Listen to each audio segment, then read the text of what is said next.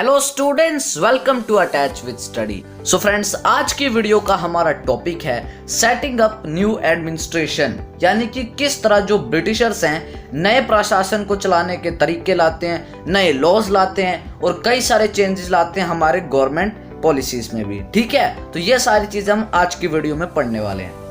बहरहाल, पिछले वाली वीडियो में मैंने आपको डॉक्ट्रिन ऑफ लैप्स के बारे में समझाया था, उसके फीचर्स के बारे में समझाया था, उसके टर्म्स के बारे में समझाया था।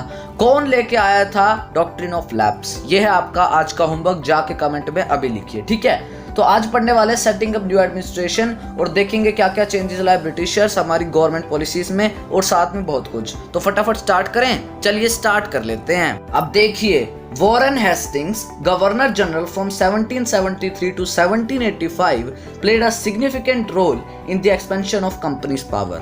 यानी कि जो वॉरेन हेस्टिंग्स थे, जो इंडिया के फर्स्ट गवर्नर जनरल थे, कब से कब तक थे ये गवर्नर जनरल? 1773 से 1785 तक। उन्होंने बहुत मेन रोल प्ले किया था कंपनी की पावर को एक्सपैंड करने में। ठीक है, और जो ब्रिटिश टेरिटरीज थी, यानी कि जो इंडिया में जितनी भी ब्रिटिश टेरिटरीज थी, उनको डिवाइड किया गया था एडमिनिस्ट्रेटिव यूनिट्स में। ठीक है, British territories were broadly divided into administrative units, और इन जो जितनी भी एडमिनिस्ट्रेटिव यूनिट्स होती थी, इनको कहा जाता था प्रेसिडेंसीज, कॉल्ड प्रेसिडेंसी। ठीक है, और जो पूरा इंडिया है उसमें जितने भी ब्रिटिश टेरिटरीज होती थी, उनमें से जितनी भी, जैसे तीन होती थी मेन। ठीक है, तीन मेन प्रेसिडेंसीज थी, बंगाल, बॉम्बे और मद्रास। ठीक है, यानी कि साउथ के जो एक तरीके से तमिलनाडु वाले साइड है, वहाँ पे पूरा मद्रास था, साइड में बॉम्बे, यहाँ से सूरत तक, यहाँ तक इनका मद्रास था, और बंगाल से इधर नॉर्थ तक का बंगाल वाली प्रेसिडेंसीज थी। ठीक है, अब देखो, ये जो प्रेसिडेंसीज थी, ये जो प्रेसिडेंसीज थी,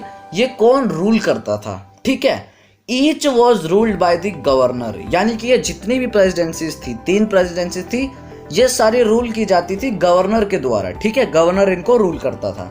and the supreme head of the administration was governor general, यानी कि जो सुप्रीम हेड होता था, यानी कि जो सबसे बड़ा प्रशासन का एक तरीके से जो मेन हेड होता था, वो कौन होता था? जी हाँ, गवर्नर जनरल। गवर्नर और गवर्नर जनरल में कंफ्यूज नहीं होना है। ठीक है, गवर्नर वो होता था जो प्रेसिडेंसीज को रूल करता था, और गवर्नर जनरल वो होता था जो पूरे एडमिनिस्ट्रेशन का सुप्रीम हेड होता था। ठीक है, इतना आपको समझ आ गया ना? अब देखो, from 1772 a new system of justice was stabilised. ठीक है, यानी कि 1772 के बाद एक नया सिस्टम लाया गया इंसाफ देने के लिए। ठीक है, अब वो कौन सा सिस्टम था, कैसा सिस्टम था, अभी आपको समझाता हूँ। ईच डिस्ट्रिक्ट हैव 2 कोर्ट्स, यानी कि जो जिला होता था, हर एक जिले में 2 कोर्ट हुआ करती थी। कौन कौन सी थी? एक थी क्रिमिनल कोर्ट, जिनको हम फौजदारी अदालत भी कहते थे, और एक थी सिविल कोर्ट, जिसको दीवानी अदालत कहते थे।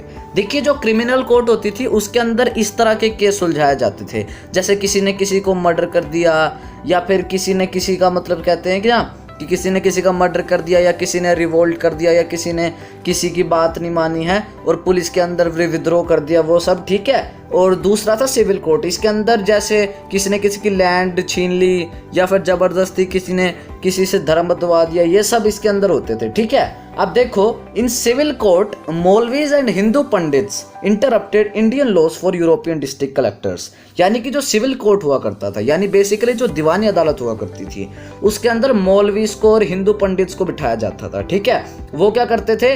इंडियन लॉ के अकॉर्डिंग यूरोपियन डिस्ट्रिक्ट कलेक्टर, जो कलेक्टर्स होते थे यूरोपियन वाले, उनको बताते थे कि कैसे कैसे लॉ है, कौन कौन से लॉस हैं। ठीक है, ये सब बताते थे। ठीक है, और जो क्रिमिनल कोर्ट होता था, वो अभी भी एक काजी के अंदर आता था और एक मुफ्ती के अंदर। ठीक है, काजी होता था एक तरीके से जज, और मुफ्ती एक तरीके से जो लॉयर होता था। ठीक है, बेसिकली, और ये सारे बैठते थे कलेक्टर के अंडर। ठीक है, यानी कलेक्टर सारे उसमें सुलझाता था। ठीक है, और जो कलेक्टर की जो मेन जॉब हुआ करती थी, वो था रेवेन्यू और जो टैक्स कलेक्ट करने का। ठीक है, और जैसे आज भी होते हैं कलेक्टर, आज भी कलेक्टर का यही काम है कि आपको टैक्स कलेक्ट करना है और रेवेन्यू का कलेक्ट करना है। ठीक है, और दूसरा उनका काम क्या था? मेंटेन लॉ, उनको अपने जो डिस्ट्रिक्ट है पूरे में, उसमें लॉ बना के रखना है। ठीक है, और जजेस की हेल्प से। ठीक है, और जजेस कौन कौन से थे? पुलिस ऑफर हैं जैसे, और डैरोग्स हैं, इनके साथ मिलकर अपने एक तरीके से पूरे डिस्ट्रिक्ट में डिसिप्लिन रखना है, ये काम होता था कलेक्टर का। ठीक है, तो आज की वीडियो के लिए इतना ही, छोटा सा टॉपिक था, ज़्यादा बड़ा टॉपिक है नहीं।